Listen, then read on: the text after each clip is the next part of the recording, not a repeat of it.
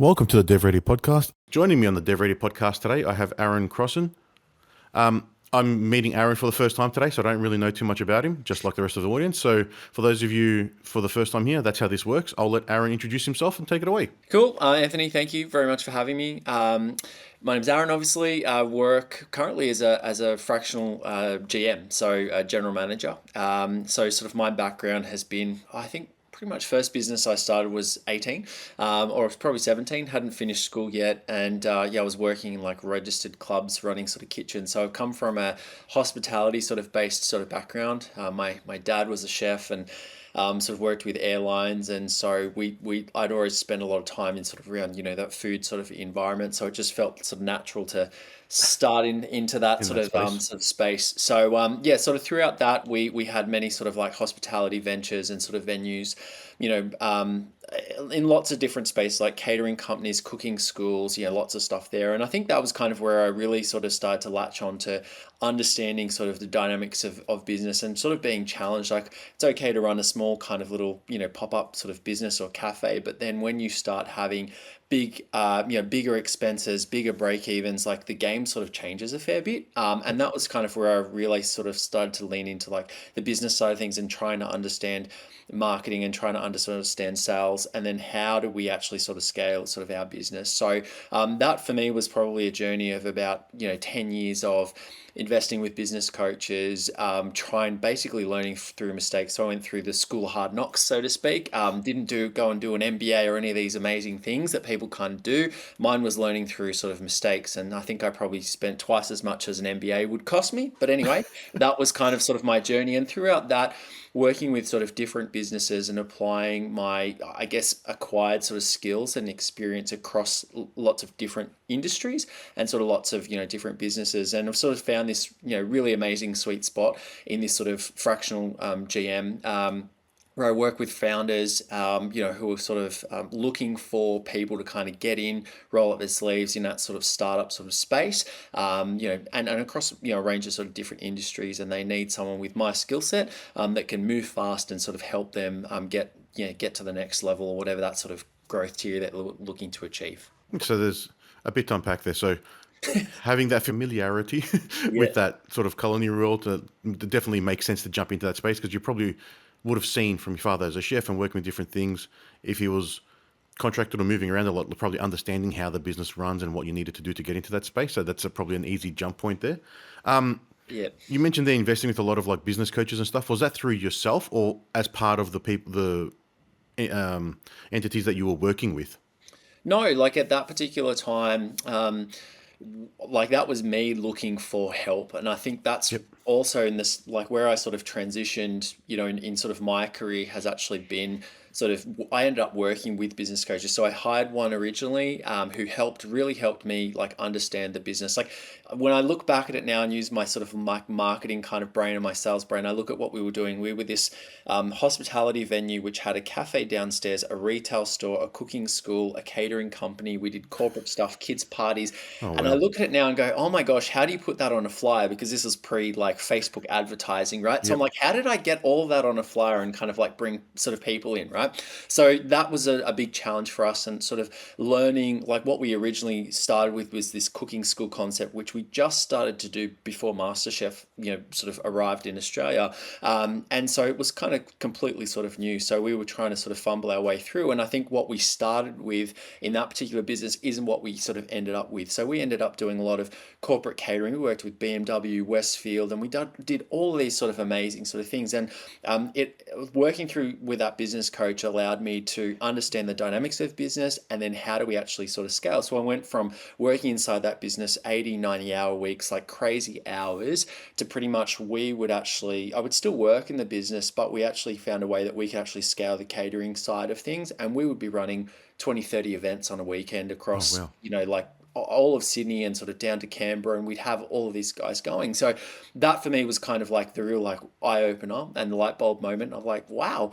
So then I ended up started working with the business coach, he employed me, and then I sort of worked my way through those sort of ranks. And so then I started to see other different businesses, how, not just hospitality businesses, how tech businesses are working, how, construction and trade sort of businesses are working. And I was like, this is amazing. Like, like all these sort of different businesses. And I think what how I've tried to do throughout my career is kind of build all of those experiences and kind of take what's working really, really well in kind of, one vertical, and then take that to another one and sort of apply that sort of, in with that sort of, I guess, splash of innovation throughout that. So, but yeah, the business side of things, like the business coaching, was critical for me to learn. That was like my mini MBA, sort of, so to speak, over that Oh, it's time. probably better than what the MBA would have actually taught you if you went to school, because it was real world, actual problems, not something from a book. And then you're acting like a management consultant when you go out and deal with things. Yeah, I was taught this, and this is how it has to go. Yeah, look, and I think a lot of business owners can relate, because I've won money, lost money, and I've had to invest a lot of time, money and resources into kind of learning and sort of getting to that point. So I don't just come in and go, oh, well, basically, like the theory book said that we have to do this if we encounter this situation. Like, I'm one of those people, like something comes at me and I'm like, cool, how do we fix this problem? Like straight away. There's no going back and trying to see what's the actual process that's written. It's like, what have we got to do right now? And that particular hospitality business taught me a lot about that. Like, you could be going to a catering event, a wedding for 100 people, and your oven didn't work. What are you going to do? So it really taught you to kind of like move fast, think quickly, and resource Okay. as quickly as you So can. I'm imagining knowing not much about that area and like the culinary side, but if you were running 30 different catering events, the chaos that would have been ensuing inside your kitchens to get that organized and working. Just like my auntie had a Greek restaurant in Melbourne Yep. 20 years ago, and I used to sit around in the back and watch the chef do his stuff. And it was a very small restaurant, but it was chaotic during that dinner service. Like, I Yeah. can only imagine what it's like at catering for 30 events where there's probably 5,000 people you're catering to It, in it, that in total, or as an example, my guess. yeah. Oh, look, I would say it was actually like coordinated chaos, because Yep. with catering, you knew what you were doing. So Ah, for so it's that not sort of, we'd random start on, orders. Tuesday, Wednesday, start Yeah. preparing for the week. And it would just be like, this is what we've got to do, this is how much, this is what we've got to cook. And when we basically kind of, each job had, numbering and, portioned and all those sorts Hmm. of things. And as we got sort of closer to the weekend, obviously all the food kind of gets sort of put together and kind of assembled. Yep. And, we just sort of went out. I think the most hectic part, much like you're probably talking about the restaurant experience, is the time that you've actually got to serve it. So at the job, you might be like just about ready to serve mains, and then at the Yep. wedding, and then the bride and groom said, oh, can we just do another like 25 minutes of photos? And you're like, but the steaks are in the oven. Yeah. And, They're so cold, they're burnt. that was the Yeah. Okay. craziness sort of part of it. But apart from that, as I said, it was pretty well Yeah. organized with sort of how we sort of ran it. But it was really process driven. Yep. We were like how we portioned things up, how we'd have like catering vans that we'd hire from a company. We'd have chefs that we brought in, just to kind of run these jobs. So our run sheets were extensive, staffing, all those things. We'd go from needing 6 staff during the week to probably 40 staff, over the weekend. Yep. So that was once again that sort of learning about following process, setting things up, so that you could scale and you could run efficiently. Yeah, and I'm sure that's the skills that take you through all those different businesses as you're going through the ranks there, because it's all process driven. It's checklists and run sheets, which just tell you this is what you have to do. Let's just work through it one by one and get it done. And having that process and that experience then allows you to mirror that into any other business. Because at the end of the day, process and checklist is what drives anything, and consistency. If you don't have the 100%. consistency, you're not going to be able to deliver anything.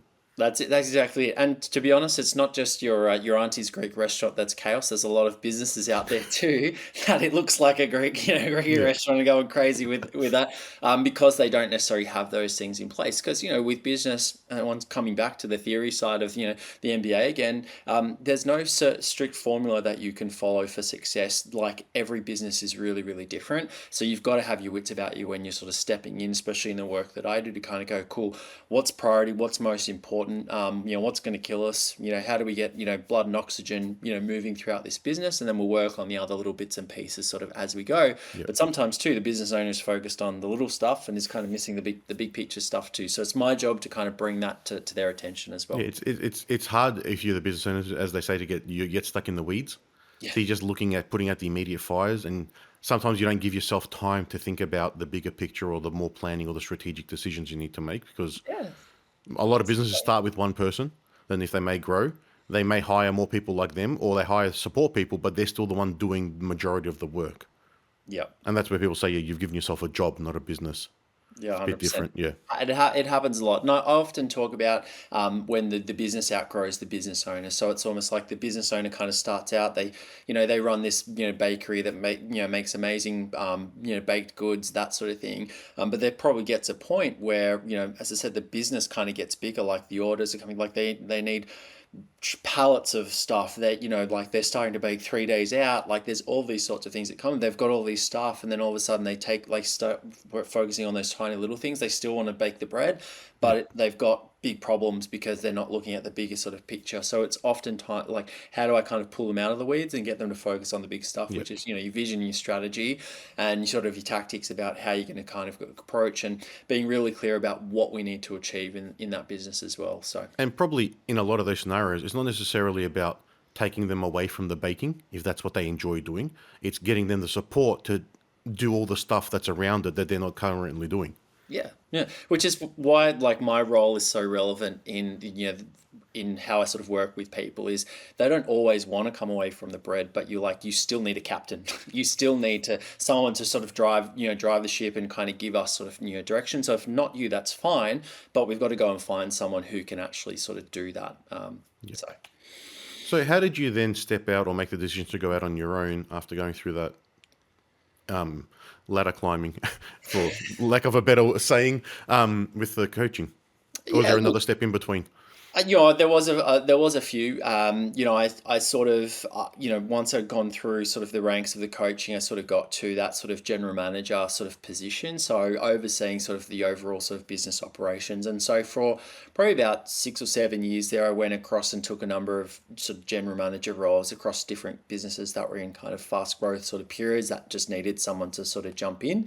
But I'm very entrepreneurial, so not saying I get bored, but like I really like to be across kind of different things. So I've always got a job, for instance, and then I'm trying to do something else, and I've got my own business kind of going, and that's that sort of like I just need to kind of feed that. So I guess I sort of got to a point with the sort of GM stuff. I'm like, I really like it, but I think I can actually kind of go and work with a number of different businesses and kind of have more impact in kind of what I'm doing. So, you don't always need to be sitting at the desk for 40 hours a week to help a business sort of grow. So the whole idea is how do I kind of split my time Hmm. to kind of go and work with different businesses. So I'm still getting that kind of fix, seeing lots of different businesses, and I have a choice of who I work with as well, and kind of not kind of just doing the same thing sort of day in day out. And it's worked amazingly for me. Helps with the work life and family sort of balance as well. I can Yep. kind of pick clients, travel sort of when I need to, and yeah, it just gives me that sort of freedom and flexibility that Well, was really important to me. yeah, it's a good thing to have that ability to do that, because when you are working for one business, depending on the size of the business, you're going to be GM there, but it's going to be quite a lot of layers of management. Things will take forever to get decisions. There's the meetings that happen to plan meetings for meetings that to decide on Yes. something. Like, it just slows things down. So I can understand that itch to see what you're doing or make the changes and see them happen immediately, or at least see the direction of the ship changing quicker than you would in a larger business. Oh, 100%. And look, for me, I do get excited about getting results. Like I've always been driven to get results for people, and that's why I really enjoy working for a founder, like someone like I guess I sort of say like great ideas only go so far. My job is to be able to kind of take that idea and build the framework and the ability for us to kind of grow, scale, and do what we need to do and sort of hit those objectives. So when I'm sort of stepping into these roles, like it is really fun. You're meeting new people, but you're also learning more about. I've stepped into lots of different industries, and I get to learn about that. Like could be childcare, could be property investing, finance, any of these sorts of, businesses. But at the end of the day, like everyone sort of asks me like, oh, do you know enough about like property investing? I'm like, my job is not to sell property. Like my job is Yeah. actually to ensure that this business is operational, it's effective, and it's efficient in sort of what it's doing. So the foundations of business are still exactly the same. We need marketing, we need sales, we need to be able to deliver on, what we sort of do, and put the right people in place to be able to sort of, facilitate that. The other thing that I'm really aware of is not embedding myself in the business. So, my job, is teach a man to fish, rather than, hey, I'm the guy who holds, all the answers. So it's very Yep. much like I'm trying to share share, facilitate, put the right people in place. Because I can't tell you how many times I get offered a role, full time to come Yeah, and join people. I I'm can like, no, imagine. no, no, like, but I will help you find the right person to kind of step into this role. And as I said, usually it's because they've either had a bad GM experience, the founder hasn't onboarded the right GM, properly. So I help with that transition as well and finding the right GM and setting a really good foundation for both the founder and for the incoming sort of GM. So in a way, I'm Hmm. doing myself out of a job, but at the end of the day, I feel like that's a good thing Yep. in the business that I'm sort of in. So And yeah, worst thing is if like I hold all the keys, it doesn't help the business sort of move forward. So yeah, and we hold the same philosophy when we provide our like virtual CTO or product owner or even teams to the startups that we work with. The goal is for them to transition to their own internal teams. That means they've got a business, it's running, they can afford to have the internal knowledge now. We can transition all of that, and then they're out on their own, which means they're succeeding. And now they're at a level where they can probably get the next level of funding that they're after. yeah. So it's all good things. That's what you want to happen. You don't want to be stuck with them because they're half listening to what you're telling them or half taking on the advice and just keep stumbling back doing what they were doing, because then you'll be challenging them constantly but not seeing the results or the things turn around, which is probably a bad thing from, not a bad thing, but that's not what you would prefer to see either. You want to see them actually step ahead and get to where they want to get to. Yeah, and look, you've touched on a really good point there. I quite often sort of have that conversation about the difference between myself and a business coach. So you sort of touched on that. So for me, I'm very involved in the business. Coaching is not what I do. I've worked in that space. I like it, but I really love getting in, rolling up the sleeves, working alongside the business owner. So, business coaching could be, hey, we're going to talk once a week, once a fortnight, Yeah. whatever.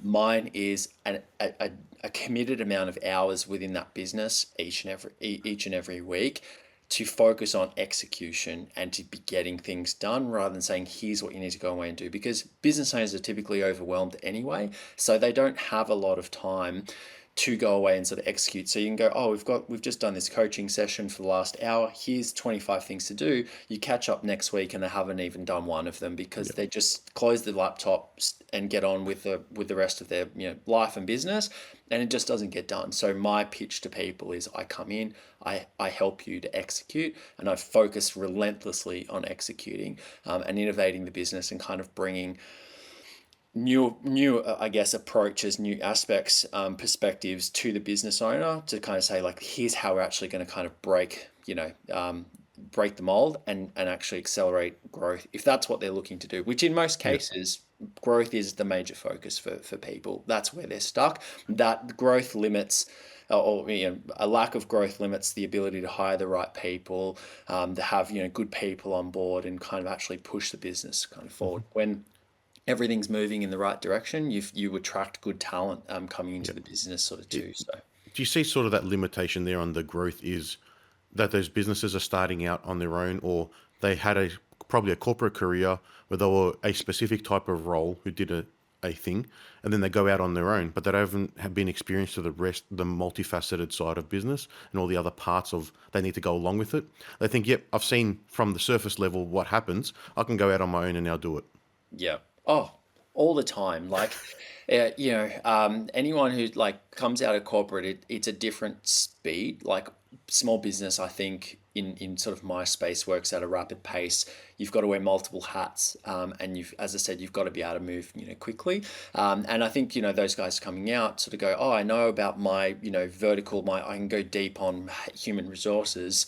And they know they're a good subject matter expert, but at the end of the day, then they've got to go and go, well, how do I market myself and sell myself, to others? Like I know a lot, but how do I kind of do that? And then say, for instance, if they fumble their way through, then they kind of go, okay, like now I'm really, really busy. So now I need to hire someone. And that becomes kind of the next growth challenge of like, oh, like I wasn't in this business to like hire people and I just wanted to kind of do my thing, but now everyone loves what I do. And then that becomes a challenge because the next person they hire is kind of representing their business. Oh, why aren't they doing as well as I am? Like, oh, it's like because they're not you. And so Yeah. we're trying to sort of work through those challenges and those processes, to kind of help them get to where they sort of, need to get to. So, Yeah. yeah. And I'm not bagging corporate. I'm just saying like that would just be one example of Yeah, it's a what's. different pace, especially if you're in a large organization that's several hundred or several thousand people. Yep. There's a lot of red tape. You're very pigeonholed in what you're doing because that's what you're there for. Yep. You have a specialty or an area that you excel in, and you do that job. Yep. And then you may get promoted to the next level because you are very good at that job, but now you're a manager of people in that job. So they've almost taken you out of what you do well and put you into the deep end Yeah. because they think you can get there. So then there's not much experience in running all the other facets of a business, like in the example of a baker or a bakery. If you're a baker in a team, you may do very well at the baking part, but then you don't understand anything about the supply chain, the ordering, the management of the actual business, the whatever else you need to do, the Yeah, probably equipment, hate numbers. marketing, all that stuff. Yeah, like you may step out on your own and you can bake at home, not a problem. But then to turn that into a business and market it and make it successful is a very different thing. And there's, like you said, school of hard knocks. It's a lot of mistakes that need to get made along the way, and you just need the right people like yourself to come in and just nudge you in the right direction, or you may hold people more accountable than a business coach because you're actually involved and saying, all right, this is what we're doing. I'll start it off. Now you take it over. Yeah. Yeah, that's yeah, nailed it. So yeah, and I think the other one too, like you've got when they leave corporate, they're usually used to reporting to someone. So they then go, oh, okay, cool. Like I'm the CEO, I'm the founder, and then they're like, what do I do next? Yeah. So that's where like the business coaches and people like myself, like in that sort of fractional sort of role, are able to kind of come in and sort of help people, especially in that early stage. You can't afford to have a full-time general manager, and obviously that ranges from like really low paid to really well paid in that sort of space as well, depending on what you can sort of bring to the business. And they don't always need that. And as I said, like that's why it's sort of this position sort of works so well for me, is I can come in and work with you for a couple of hours a week, a couple of hours a month. Like there's all sorts of different ways, and it's really kind of custom to what a business needs rather than the package I'm trying to sell, if that makes sense. So And I think that lack of accountability is something that takes a while to learn. I've never not had it because what I've done since uni is this business, and I've had two other jobs where I was working at Coles in the fresh produce section for 9 years. So we had managers, and I knew I was accountable to them. Yep. I did a summer internship for a programming for a education department in Victoria. Again, that was on our own, so we had to just make sure we delivered in the time frame that we had. Yep. And then in this business, now we've been doing it for so long. It's if I take a long lunch break, I feel like I'm ripping myself off. Like I know I'm accountable to myself, and that's how it is, but it takes a while to learn that as well, that things don't get done. No one's going to be hounding you back to try and make sure they're done, or you're delayed with a client. It's on you. It's not someone else following up and making sure it's getting done. So you've got to have those processes in place to ensure you're doing what you're supposed to do when you're supposed to do it. Yep. Which is harder than it sounds. Oh, definitely. It's probably taken me 16 out of 17 years to to get that in mind. Yeah, we're still learning. Yeah. So what sort of businesses do you work with where you fit in the best? Like at what level are they looking to go from A to B where they're struggling? It really depends, where kind of the business is at, and I guess on their growth journey and the type of business. Like some are kind of a bit easier to run themselves, where and can sort of sustain themselves for a fair bit longer before they sort of need help. And I think it depends on where the business owner is at as well. Like what are they wanting to do? Like what's kind of the trigger? Like what's changed in their business? Like typically, like start of the year, it's almost like they want to reset and they're like, I need help. Like I've been doing this for a while.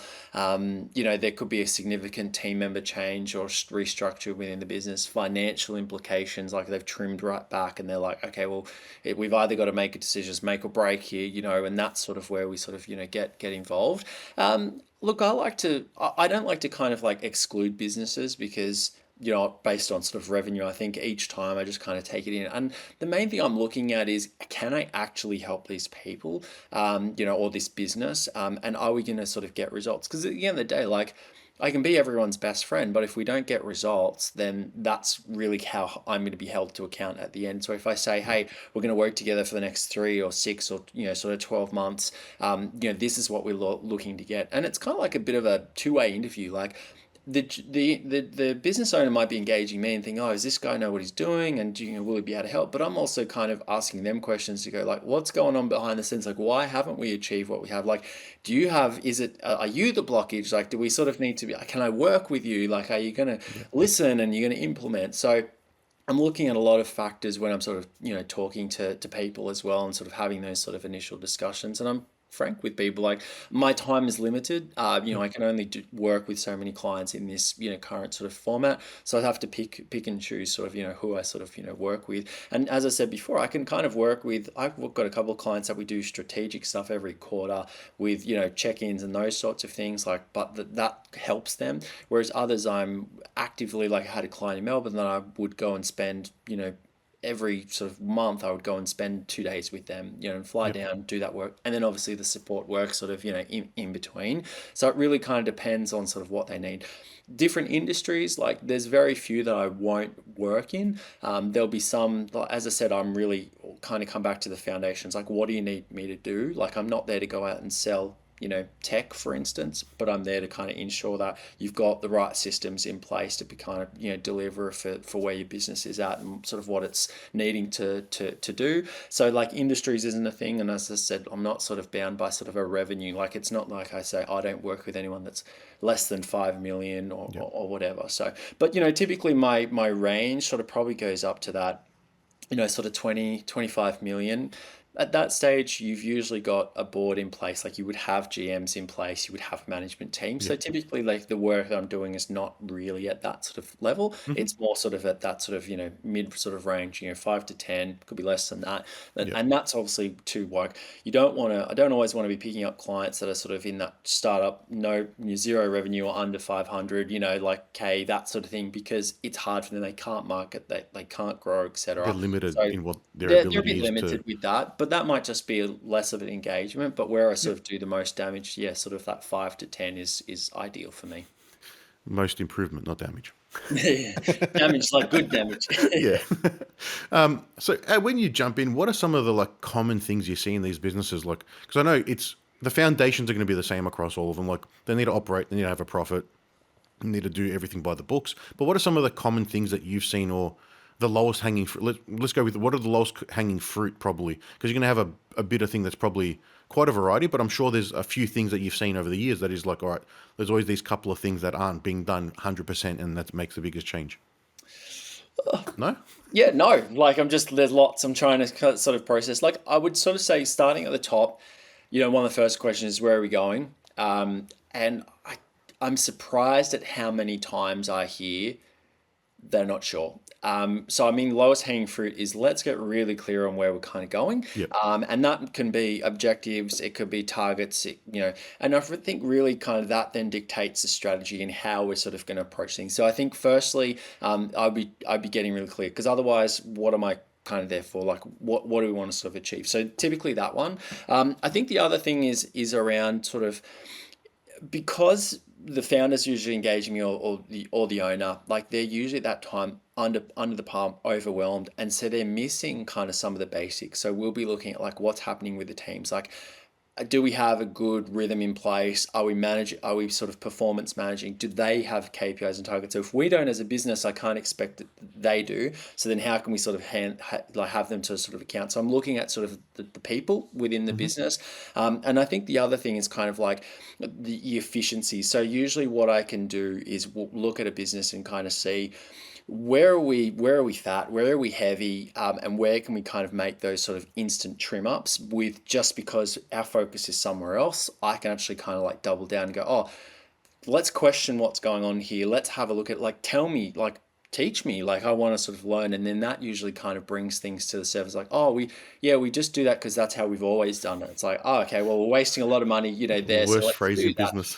Yeah, so I think like the sort of, I say cost cutting, but not head count always. It's kind of looking at like across the entire business. It could be in our delivery and sort of how we deliver that product or service. And I think the other low hanging fruit is usually marketing. So, in most cases, like the business can probably sell its products and services because they're probably doing a good enough job. So I think it's really around like the growth is sort of being starved by, lack of marketing or inefficient or ineffective marketing. So usually that being kind of one of my big backgrounds, I will go into that and have a look at what we're doing, kind of understand what do we need, what's coming through, what are we putting out there, and that kind of pulls out around a whole heap of things, like, are we targeting the wrong market? What's our messaging saying? Like, we want really, really good clients, but we're kind of like positioning ourselves like so cheaply that we're kind of attracting those. So there can be some sort of really quick wins that can sort of come, out of that, but they can also be quite seismic shifts too, because you kind of scratch the surface and then you go deeper and you go, oh wow, this is like a whole thing we can work on. Okay. So that can actually be like small, but also really big impact on sort of the rest of the business as well. So Yes, no direction, of course. You're doing work and it's aimlessly almost just like delivering whatever comes in through the door, just and then whether open it the serves doors a each purpose or day, not. open the laptop, start working, not thinking about anything, rather than, kind of going, this is where we're going, informing the team, and kind of all of our entire sort of operation strategy, I guess, is kind of directed by that. Like that Yeah, really is your guiding sort of light, alongside with vision, mission, and obviously values yeah. as well, like And layered sort of into that. and unless you have that, then they won't be setting up the right processes or documenting things to get to that level either. Because when you get to a certain level, everything has to be very regimented and repeatable if you want to be able to scale and get the efficiencies of the delivery. Yeah, yeah. Like if it's not a focus for the business, the numbers, then you can't expect it as it rolls further down for it to be a focus for anyone. So Yeah, typically a business that's not, numbers orientated, performance orientated, is going to have performance related, issues. yep. And then on the marketing side, I think that's a very hard one for people to get their head around. I'm assuming, or probably from what I've seen, I'm assuming a lot of small businesses is like, all right, have an Instagram profile and a website, and we're marketing. Yep. Which that is the case. And so when I come in, that's an easy win to go, well, there's heaps that we're missing out on, like what's happening with the database. Let's analyze that. What are we doing from a, paid perspective? Like, what's our brand doing? Like there's some kind of really quick and easy wins that we can usually sort of get going if that's what they need to sort of, help the business. But obviously if we're struggling from a sales or from a delivery perspective, like adding more fuel to the fire is not what that business, sort of needs. So it's not always like come in and let's double our marketing spend. It's actually like maybe we can just leverage the sales. Maybe we do a bit of training with the sales team if they have, or kind of look at how are we delivering, and how can we improve that to kind of get to where we sort of need to. So Yep. And then over the last couple of years, have you seen a big shift in the way people probably approaching sort of how they work with like AI and thinking that it can do a lot of the stuff for them now? And is that coming in any of the stuff that you're doing? oh, massively. Yeah, like I guess because I work with like lots of different Yeah, you businesses. have a wide variety there. Yeah, like you start to see, like obviously every industry is kind of being impacted differently with AI tech, and sort of how they're leveraging it. And as I said, I try and sort of take like best practice. Like if I see someone in that industry or vertical or that business doing that, I'm like, can we do that over here, and do some different things, or apply this or take an element sort of of it as well. But the other thing too is kind of people can't have the sort of tunnel vision and sort of forget that, like they just kind of do the BAU sort of stuff, like, and they forget that there's these opportunities kind of out there for for saving time, for making things more efficient, and probably understanding its place in their business and how we sort of approach it. I'm definitely not the AI guy that just comes in and goes, oh, we've got to AI the life out of this business. Yeah. It's kind of understanding like what's going on with the business, and then start to bring in, and I would usually go like bring in the right people. That's my job as a fractional GM. It's not to know absolutely everything. It's to be across as much as I can be, Hmm. but then bring in, experts, consultants that specialize in that. If it's supply chain, if it's marketing, like I'm not the guy to sit there and write ad copy and build these sorts of things for you. I've done that, Yeah. but let's go and find the right people to do that, because otherwise it takes me away from my focus, which Yeah, is it's not your core driving us skill. forward. And we've seen when we go into businesses to consult, we don't want to change the entire business with AI because it's unreasonable and it's not really going to happen. It's not there yet, but it's the businesses aren't ready internally with processes and systems to actually get AI involved. Unless you have those, there's nothing to add AI to. You Yeah, can't just get it to do the thing. no, and like that's, I think that's part of the education discovery, and sort of bring people in, to sort of what we do, and getting them to understand it, bring the right people in so that they can kind of add their expertise, into sort of what we're doing, and find where the AI tech sort of piece fits into the business. Because as I Yeah, said, it's just go, we just do it this way because that's how we've always done it. Most expensive words in business, yeah, and that seems to be the case. So, as a disruptor innovator, like I'm always looking for different ways to be able to do things. But as I said, for business owners, they might think that ChatGPT is kind of like that's the edge of the atmosphere for AI, and it's like there's so much more. And I've been lucky, like working across those different, like my exposure to the way that people are leveraging it and how they're kind of using it has given me like a heap of insights as well that I can then, as I said, roll that back into the businesses that I'm sort of working with as well. So Yeah. And that's just really, it's one tool in the toolbox that supports a business. It's all the things you're implementing are just little tools that make the business run better. And then they have these tools available to then improve. yep, yep. Yeah. So, and So, like a lot of times, just that they're at that entry level. I'm working with a client that's got that their whole kind of workout in the sort of fitness space is completely driven. Virtually. So, AI driven, that sort of thing. And they're just kind of scratching the surface with that. And so, there's a huge opportunity for us moving forward to be able to leverage that. So, firstly, it's a staffless kind of concept. So, that's amazing. But then, yeah. how we kind of leverage AI for like facial recognition, using it from a marketing perspective or a sales perspective to pick up when people have dropped off from attending their sort of usual routines and kind of I guess drafting sort of marketing and sort of communications to get those guys sort of back in without sort of people having to kind of pick up the phone and sort of engage and deliver it how they sort of need to and want to be spoken to as well. So And that's an exciting concept because that's what's possible now, let alone what that enables in the next year or two with the technology as it evolves as well. And then it's how that can be applied to other businesses too. yep. So yeah, exciting. I love playing that sort of space and sort of Yeah. seeing it. So I'm definitely like not smart enough for all that, but I bring people like you in Yeah. and say, hey, help us fix this problem. So and then what's good, that makes me look awesome too. Yeah. And it also helps the business move forward. And that's at the end of the day what it comes back down to. So Yeah. And do you have like a favorite part of what you do when you go into a business? Is there one you prefer over the others? I think oh from speaking to you, it's probably the learning about the business and the different things involved, and maybe trying to break the mold and get them to do something they haven't done.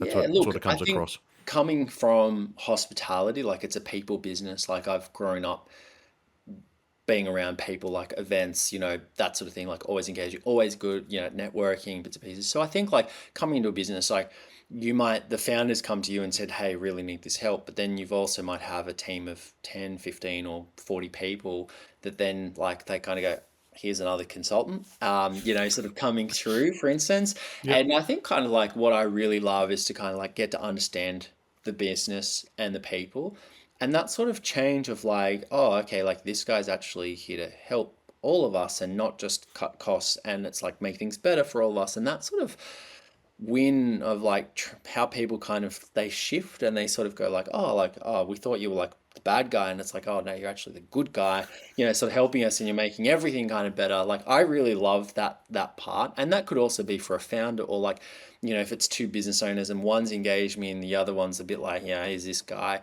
And we get to win them over and kind of make them sort of like raving fans and make them Yep. money and do all these great things along the way. Like that's definitely very, very, rewarding.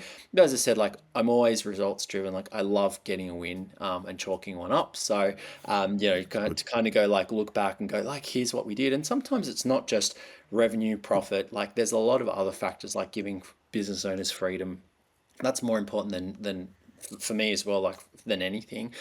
So, to kind of be able to give them their time back that they can then spend with the family, look after themselves, get healthier, get happier. That's massive as well. So as I said, it's not just a result of a dollar and money in bank. Yep. It's what does it do? How does it impact the entire sort of business and the people within the business? So Yeah. And it is always rewarding being able to work with great people and see them get to the next level and excel in where they've been challenging, and that's always a good thing. Yeah. I get to, I'm lucky and very fortunate that I get to pick and choose. And so, and look, typically I attract those types of people anyway, or it's referred and you're in that sort of space anyway. Yeah. So, there's not many that we wouldn't work with, but said sometimes you just get a bit of a vibe and you're like, Yeah, no, it happens. That's business. yeah. And I'm honest too. I'm like, if I don't think it's a good fit or I don't think I can help, I'll just say because I'd rather say it early on than kind of have to go grovel 3 months in and go, oh, this isn't, working. So, Yeah, and we have a similar philosophy. We tell people not to go ahead with projects. Well, even though we've budgeted and estimated, it's not going to give you any ROI, so don't go ahead. And we yeah. take pride in being able to tell people that you're better off spending the 20 grand to understand whether the project's going to work than the 200 grand to find out it did it. Yeah, yeah. And people, I think, respect that. They get it and they go, appreciate that. Cool. And then I usually say, but here's someone who can help or, whatever. So, Well, Aaron, it's been an awesome chat. If anyone wants to reach out and find out more about what you do, how can they do that? look, website, aaroncrossin.com is kind of my sort of main sort of contact point. I'm not really like do much with socials. It's just, yeah, I should, but I don't. So that sort of tends to be sort of where people can kind of, catch me, and then start the conversation. There's the ability to, reach out and set up a chat, and see where it's at, so that's pretty much it. And we'll drop all that into the show notes as well. Amazing. Thanks for taking your time to share all of that today with myself and all the audience listening. Thank you. No worries, mate. It's been a pleasure. Thanks.